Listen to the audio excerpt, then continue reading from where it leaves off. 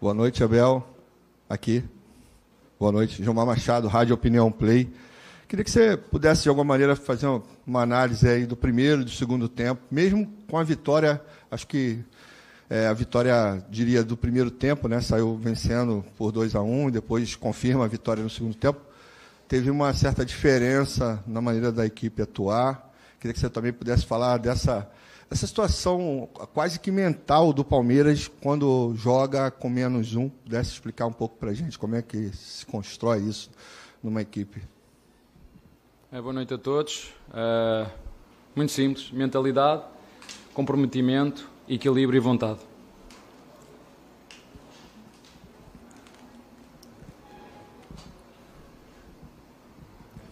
Abel, boa noite.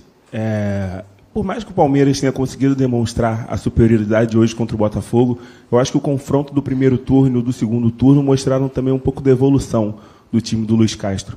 Eu queria saber se você conseguiu perceber isso, como é que você preparou os seus jogadores. Ali no primeiro tempo também pareceu, e eu não sei se isso é um fato, que o Marcos Rocha estava fazendo uma marcação muito apertada ali no Jefinho, então ele não conseguiu desempenhar bem.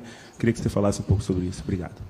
O que eu senti foi o contrário. Nós entramos muito bem no jogo e foi o Jefinho que começou a fazer uma marcação apertada no Rocha para nos deixar criar como estávamos a criar no lado direito e no lado esquerdo.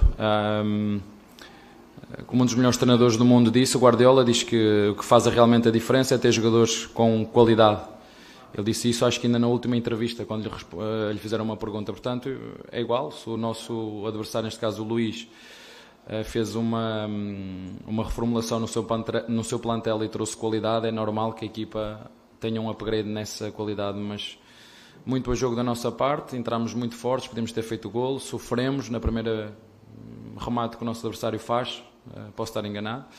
A nossa equipa mandou, como disse, uma mentalidade forte, uma equipa equilibrada, com processos muito bem definidos e muito forte no ataque, uma equipa com os processos e muito equilibrada em todos os momentos, quer na bola parada, quer nas transições, quer na forma de atacar, e até ao 3-1, pena a forma como chegámos ao 3-1, muito bem, o jogo podia entrar noutros registros, mas com a expulsão do Zé ficou um bocadinho mais difícil, e nós, os jogadores, eles sabem, eles neste momento já não precisam de treinador.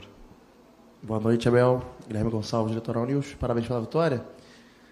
Teve um jogo que ficou muito marcado nessa temporada, que foi o jogo contra o Atlético Mineiro, na Copa do Brasil, que o time teve 2 jogadores expulsos e conseguiu se classificar na partida. O jogo de hoje, novamente, teve um jogador expulso. Eu acho que um ponto da partida que foi que a gente não sentiu qualquer tipo de alteração. O jogo se manteve como estava, com um jogador a menos ou e com a mesma quantidade de jogadores. Você falou da mentalidade, que de fato é muito importante, mas de forma prática, taticamente, como conseguir manter tanta consistência em tantos jogos, mesmo perdendo jogadores? Futebol, querendo ou não, às vezes é matemático, e você consegue suprir essa ausência dentro desse desenho de maneira que hoje parecia que era 11 contra 11 até o final do jogo. Por isso é que eu sou treinador e vocês são jornalistas. Se quiserem ser treinadores, vão à CBF, fazem o curso e sentam-se aqui no meu lugar. É isso que vocês têm que fazer. Abel, boa noite. Emílio Bota, do GE. Não sei se você já comentou contra o Atlético sobre a função do Mike. Queria que você explicasse de que maneira você acha que os atributos dele oferecem para você taticamente, que talvez outro jogador daquela função não ofereça. E uma segunda pergunta, se você me permite, é chato perguntar de arbitragem, mas queria que você repercutisse essa nova expulsão sua e se você considera... amarelo, perdão. O cartão... Calma, não foi expulso. Não, estão a ver como é que é? Uma mentira dita muitas vezes pode se tornar verdade. Não é? Lá em Portugal dizemos assim, uma mentira dita muitas vezes pode se tornar verdade. Não, tudo bem, essa nova suspensão sua, de que maneira que você observa essa arbitragem? Talvez o Luiz Castro tenha reclamado na mesma proporção e não tenha tomado o cartão. Obrigado por essa observação, muito bem feita, até na última frase, mas eu não, em relação ao árbitro eu tenho um pacto e não vou falar. Em relação ao Mike, eu já vos disse desde que eu cheguei aqui que eu gosto de ter jogadores no elenco que façam mais do que uma posição, e todos os jogadores quando entram, eles não fazem nada no jogo que não tenham feito no treino. E se o Mike está a jogar naquela posição, é que na opinião da equipe técnica e na opinião do seu treinador, é o que está neste momento na sua melhor forma. É isso que eu faço. Eu olho para os momentos de cada jogador, porque os jogadores e as equipas têm momentos ao longo da época, e eu não tenho problema nenhum em meter qualquer jogador em qualquer função, e o Mike só faz aquilo que treina e emprestou-nos. Grande jogo que fez, podia ter feito o segundo golo. Faz uma boa dupla com o Mike, com o Rocha, e nos equilibra o corredor direito, quer atacar, quer a defender.